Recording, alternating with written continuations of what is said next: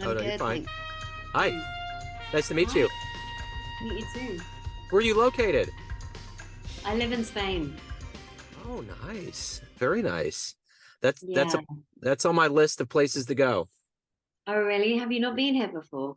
No, I've been around Europe. I've been around Italy and France and that kind of a thing, the UK, but I've never been over that way. So I'm I'm better other than English, I'm better versed in the Romance languages. So I think I might fit in okay and be able to navigate things.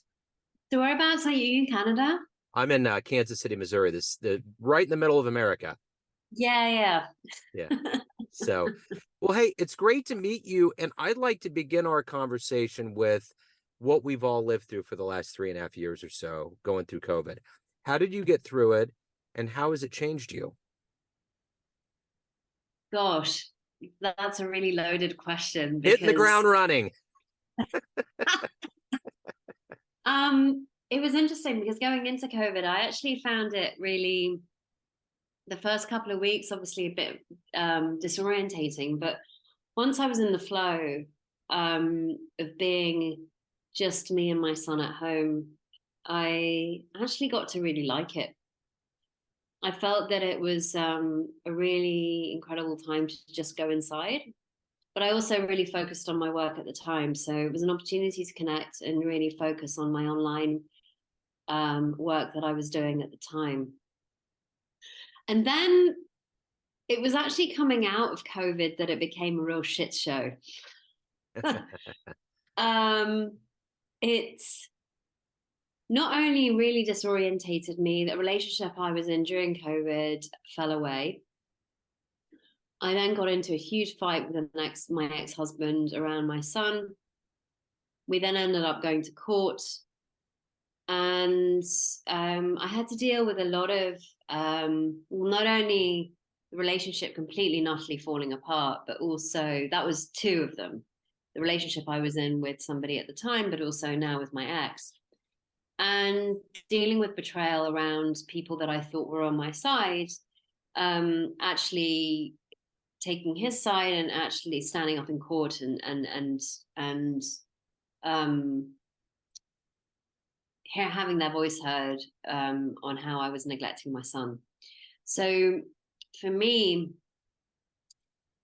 the year and a half when we came out of COVID, it was actually more difficult than when I went inside.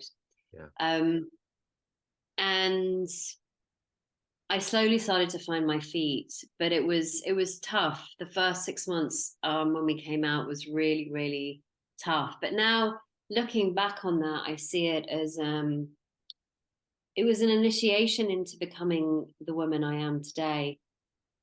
Ultimately, there was a lot that I needed to learn about myself at the time, but it was really about having my own back. And that journey really didn't end or didn't conclude until September of this year. Yeah. So the journey that I've been on from the moment COVID, actually from the moment that we came out of COVID to now, was about learning to have my own back, was learning about how to navigate feelings that were really uncomfortable for me, navigating um, my relationships that actually were quite toxic, and opening myself up to a journey where I wanted to align myself with people that were far more on my wavelength to the ones that had been before. So I've written a couple of books, and one of the things that's come to mind right now is universal rearrangement.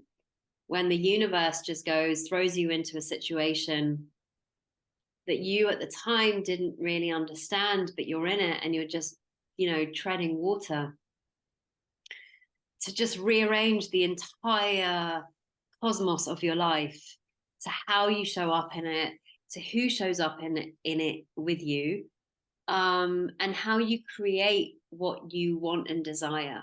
Yeah. So for me, while it was really intense, as you can possibly imagine, because the police got involved when it came down to actually me wanting to get my son back, I had to effectively betray somebody that was super close to me because she stepped in way too far beyond her remit and her role as carer of my son. And I had to do what was aligned, even though it was hugely, like, I would say, like the most uncomfortable thing that I would ever have had to have done. Yeah. But it was almost like I was pushed into it. Yeah.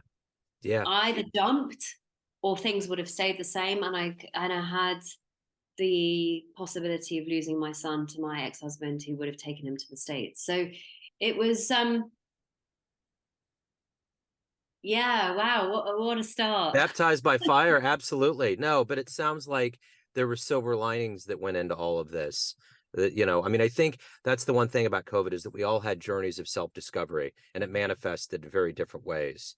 And obviously it manifested in ways where you found yourself and found resilience and strength. And that's a big deal, you know, because Huge deal. And it's now what I share with my clients. So it's something that that I went on to embody myself first, to then be able to now use and actually share stories with my clients on, because they are going through something similar. yeah, So often really difficult situations like baptisms of fire, as you say, I call them the rings of fire. Johnny Cash's song comes to mind, you yeah, know, and it is these rings of fire that we have to go through, and it's like, bloody hell. However, they are initiations into becoming more of who we are, becoming into who we were meant to be in this lifetime. And you can call them baptisms of fire, rings of fire, rude awakenings. yeah, yeah, Ones that you would much rather not have, yeah, but that looking back, now I wouldn't have changed anything really, yeah, because I get to now live into this life that's where I feel far more aligned with my choices, and so much more joy and energy. And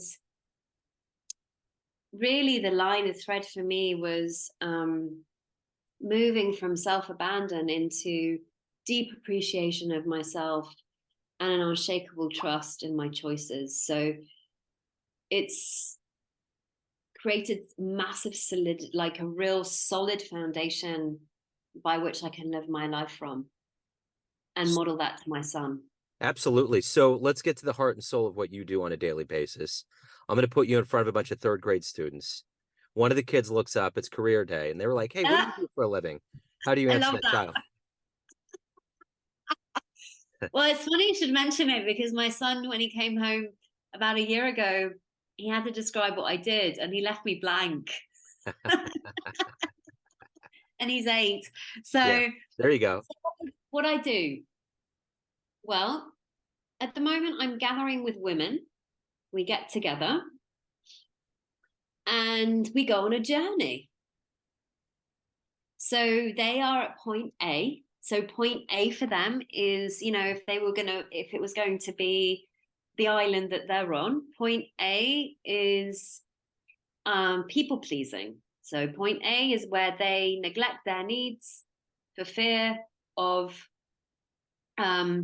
what others expect of them, for fear of confrontation, for fear of rocking the boat, creating lots of conflict and arguments and bad vibe. And then I take them to point B, which is a place of deep appreciation for themselves, so that when they decide to create a relationship or attract a relationship, in other words, get into having a relationship with, like, let's say I speak to the child, like your mom and dad, that they're living together, that they're having a connection, that it's sovereign. So what does that look like? That it's adult, that it is love full of love, and not full of poking, not full of hurting, not full of blaming, not full of shaming, not full of all of that, that ultimately has them push away the thing that they want, which is the connection, the love, the the the being seen, the being witnessed. So ultimately they go from an immature love into a mature love. Okay. Okay. So what did you want to be in the third grade? What was your dream to become and grow up? What is third grade anyway? Is third grade, what's that in? How About old are we then? about 10 or 11 years old. Right, okay. So this is the age of my son. What did I want to be? Probably an actress. Yeah. Something along those lines. I wanted to be on stage. I wanted to be expressing myself. Um, I wanted to do something like that. Yeah. Um, so yeah, that's kind of So where are probably. you? Yeah. So where are you originally from? So I was brought up in the UK, Okay. and but I had a mother who was Spanish. She came from the north of Spain. My grandparents are from Cantabria and from Asturias, which are two places in the north. Beautiful. If you do Yeah. get to travel, I Yeah. would recommend. And the food is amazing. I bet. It's on the coast, and it's very much like Ireland or Wales. It has that sort of rugged green pasture. It rains a lot, but it's Yeah. beautiful. Yeah. And my mother was a bit of an adventurer. She left Spain when she was 13 years old. And she went to the Royal Ballet School of London, and there she decided to dance. And she then met her first husband, who was my sister's dad, in Switzerland. She lived there for a while. And then she met my father in Switzerland. And so then she moved to the UK. So my father was very staunchly English. I mean, imagine the most English country gentleman you can possibly imagine and double that by 50. That was my father. He Yeah. was a naval officer in the war. And so very correct, um, very British, and married my mother. And so my mother didn't think she could have any more children. She was told that it was going to be very complicated and that the percentage was very, very low. But then I came along and There you surprised them go. both. And so was brought up in the UK, but always had a tendency to be attracted to the Spanish lifestyle far more. And there was something about Spain that always brought me back. So I lived in Spain after I graduated from university, and life took me to different places. I lived in New York City at the time. I got married there, and got divorced, and then my son was born in Indonesia, so he lived there. We lived there for 2 years. We came back, and then I just knew that I wanted to come back to Spain, and wanted to bring up my son bilingually like I was. So I decided that I wanted to live in a beautiful place that had community and that was effectively international. And so I ended up on the east coast of Spain, which is basically in between a place called Javia, which is in between Alicante and Valencia. Okay. Okay. That's on. Yeah. So who's been kind of a hero for you in your life? Oh wow, these are great questions. Good. Um, in terms of, that's a really great question, because I don't. It's funny because I kind of drawn a blank there because I don't really look to people to be a hero for me, but somebody that inspires me. Yes. I'm okay. Yeah. Somebody that inspires me. Well, I find that anyone, not anybody in particular that comes to mind, but anybody that has come through adversity and that has actually allowed themselves to move through it and come out of it the other end, with grace and love, and has managed to overcome, move through and has come out with such an open heart and loving presence. Those are the people that inspire me, because regardless of what they've been through, they still come out the other end with a capacity to love and not to be in the wound or the victimhood of their situation. And to me, that's extremely inspiring. So if you can meet anybody alive on the planet right now and spend some time with them, who would it be? Wow. Who would that be? It's funny. I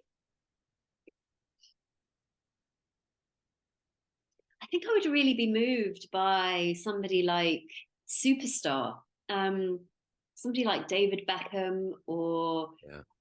or Chris from Coldplay, somebody that's had such a huge influence over an industry, um, that they are so incredibly good at what they do. And they've gone out and somehow magic has been created as a result of that because of their genius. I think for me, going back to your previous question, is also part of that. I am in awe of those sorts of people who have this incredible gift and they go off and do it. And then they have a massive impact on the world. So somebody like Chris from Coldplay or David or Victoria Beckham or a Yeah. personality like that. I had never thought about, I'm a big fan of Coldplay and I think Chris Martin would be cool. In fact, yesterday I got an email from the band. I'm on their Yes, so mailing did list. I. Where you can sing? Yes, Isn't that cool? I I did know. it. I I did immediately the was like, same. I don't care what's going on right now. I listened to it. I got in the octave range because I'm not a singer, but I was like, let's go. That's such a cool idea. And that just plays into what you're saying. There's things. I remember when the pandemic ended, they were going to go on tour. They were going to do that. I can't remember the name of the album, but they were going to go on tour and they weren't going to do it because they didn't want to leave a carbon imprint. They were tired of going into these cities and all of the litter and all of the trash that would accumulate because of it. And they just were trying to find a way to do it and they couldn't do it. So anyway, yeah, no, that would be a really good one. So I'm curious, every day you wake up, what is your motivation? What's your inspiration? What gets you out of bed? What gets you to want to accomplish what you want to get done and ultimately be who you are? The the first thing that I thought of is I've got to get my child to school. Yeah, there you go. That'll get you going in a hurry. So my son, um, but also my deep desire to express my my creativity in the world, like beyond what that then how it impacts others. I have a deep desire to express my magic in the world and my gifts in the world and what comes through me into the world, my divine creations, because they are not something that I'll give you an example. So, um, my partner the other day said to me, "So, what's the next step for your women?" And I said, "Well, I don't know." And he goes, "You do know?" And I said, "Well, I don't. So we'll park that." And then a husband's friend said to me the other day, he asked him the same question, and rather than saying I don't know, what came out of my mouth was just so divine because I didn't know I was going to say that. And it was literally, well, the next step is that they don't self abandon and they move into a place of huge self appreciation for themselves so that they have this unshakable trust. And so that way they are able to, if they decide to get into a relationship with a masculine at some point, that it's not coming from that place of need, it's coming from that real place of sovereignty because they know they've got themselves. And I was like, wow, that's golden right there. So I then had the final I had the final circle with them the following day. And I was like, wow, the timing on this is perfect. So then I said, well, this is what I'm up to. And they all went, oh, great, we'd love to know more. And it's that really, I get really excited by what comes through me, and then being able to deliver that into the world. I find that extremely rewarding. But I also love what that then and how it impacts those that are in my field. So my clients, my my child, my partner, because it's not just work driven. This is also something that comes through when you're just talking. You're just being who you are, and that expression of your essence just comes through.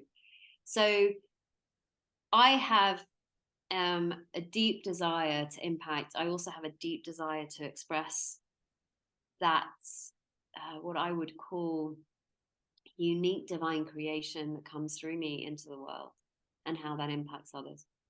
So let's say we get off the phone, a time machine pulls up in front of your house, and you could go back in history and see any event in human history with your own eyes. What do you want to witness? I just got goosebumps all over my body. What event? Ooh, Live Aid. That would be Oh, wow. amazing. Yeah. That with Freddie and at Wembley. Yeah, I Yeah. would love to go back and be in that. I would love to. I wasn't at the Right. time. I didn't really appreciate what that was, but to be there and to be part of that must have just been Oh, yeah. boom. When I guess it was the same day as Nelson Mandela got freed from prison, around that time, right? I think so. Yeah. And I have a personal part of this. I got remarried in 2019 and it was on July 13th, and that was the actual day of Live Aid. So I will always remember the Amazing. day Oh Freddie wow. and the band performed. So yeah, it could have been Nelson, which again, if that was kind of the melding of history together, that's quite a day. I need to look that in, but Yeah. definitely I would want to relive that. Yeah. I heard about it on the radio, but Yeah. I would want to get a ticket and be there. Oh yeah, that would be amazing. So everyone out there has a perception of you, family, friends, clients, colleagues, but you run the show. What's your perception of you? Who do you think you are? What a great question.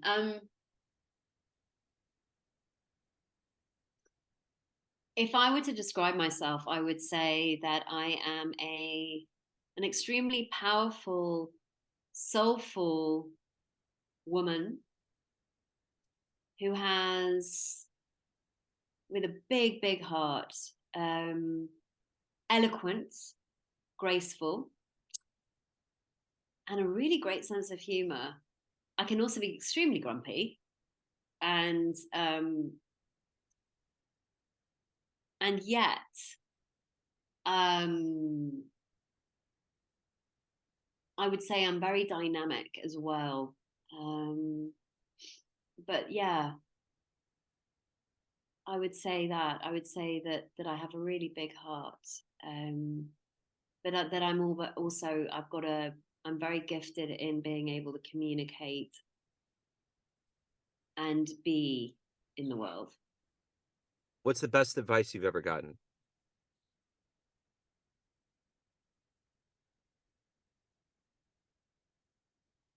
It's what comes to mind now. I don't know if it's the best advice because Sure. there's been a shit ton of that, Yeah. but the one that comes to mind is my mum's voice suddenly, and I'm just seeing her. She said, make sure that you always have your own roof over your head. Make sure it's nobody else's, and make sure that you own it. Yeah. That's good. That's really good. She said to me that when it's yours, you can shut the door. If a relationship doesn't work out, you can always come back to your own home. And, that is probably like it to me, that's what I live by. It's like that's made me an independent, financially, I wouldn't say savvy, but certainly in order for that to be the case, I would need to be able to buy somewhere for myself on my own. And to me, that's just yeah, a bit of a soundbite of what I've created in my life. So yeah, Yeah. I would say that. So if anyone wants to get your books, reach out to you, hire you, learn more about you, where do they go? Best way. They can either reach out to me on Facebook, Marina Pearson, or they can also check out my marinapearson.com website. And on there, they've got a people pleasing quiz if they want to take it to see where they are on that journey. Excellent. Marina, thank you so much. I appreciate your time, your candor, your story. Best of luck with everything. Thank you so much. It was so much fun. Yeah, it was. Absolutely. Send my love to Spain. I will do. Bye. Ciao.